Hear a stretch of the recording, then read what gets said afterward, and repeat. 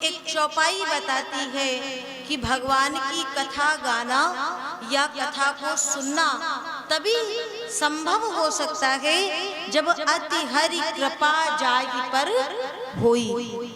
हम अपने जीवन में सोचते हैं, किसी से पूछो कि भैया तुम्हारी उम्र, तुम्हारी आयु कितनी हो गई, तो वो कहता है अरे अब बहुत उम्र हो गई है, अब तो जीने की भी कोई इच्छा नहीं है,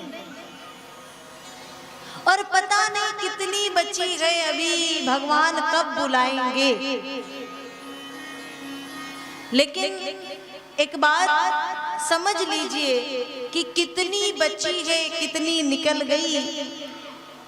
हम ये सोच रहे बहुत उम्र, बहुत जीवन हमने जी लिया, लेकिन वास्तविकता तो ये है कि जो जीवन हमने जिया उसमें से कितने पल हमने सच में जिए हैं। विचारणीय विषय ये है। अच्छा एक बात बताइए, खाना पीना नित्य क्रिया करना ये सब तो वो पशु भी कर लेते हैं। हमें अपने जीवन यापन के लिए, अपने उदर भरण के लिए बड़े बड़े उपाय करने पड़ते हैं। कहीं कोई अधर्म कर रहा है, कहीं कोई अनीति कर रहा है, लेकिन उन पशुओं को कोई उपाय करना नहीं पड़ता है। वो निकलते हैं और जहां पाते हैं वही उनके उदर पोषण का उपचार अपने आप मानो भगवान कर देता है।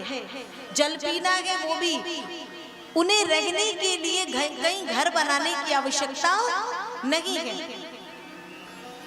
मानो सकल भूमि गोपाल की, वे जहां लेट जाते हैं प्यारे, वही स्थान उनके लिए डल्लक का गद्दा मानो हो जाता है।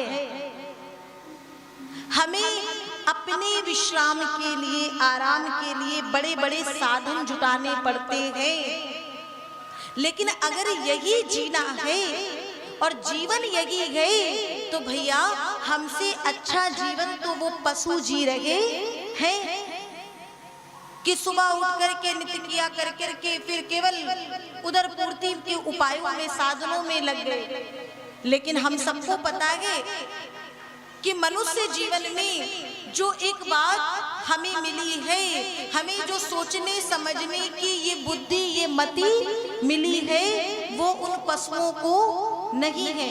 हमारे लिए क्या सही है, क्या गलत है, क्या अच्छा है, क्या बुरा है, इसका भेद, इसका फर्क, इसका अंतर केवल हम मनुष्य ही जानते हैं। इसीलिए इस मनुष्य तन को पाने के लिए बड़े बड़े देवता भी ललायित रहते हैं। सरकार कहने का भाव, जिसने अपना पूरा जीवन इन्हीं अपने और अपने परिवार के,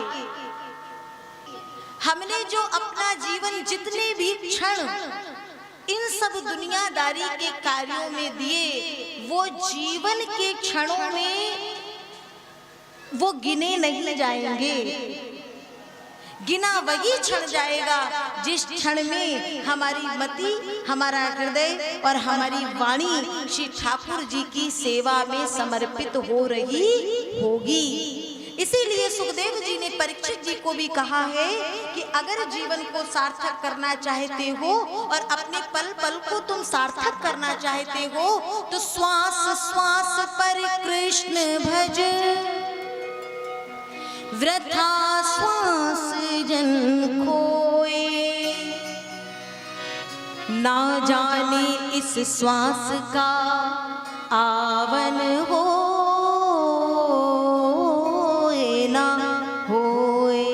ना जाने। एक श्वास जो बाहर आ रही है वो भीतर लौट करके पुनः वापस मिले ना मिले, आए ना आए, कौन सी श्वास आखिरी हो जाए ये हम में से किसी को पता नहीं है प्यारे। इसलिए अपनी एक श्वास गोविंद को अर्पित कर दो।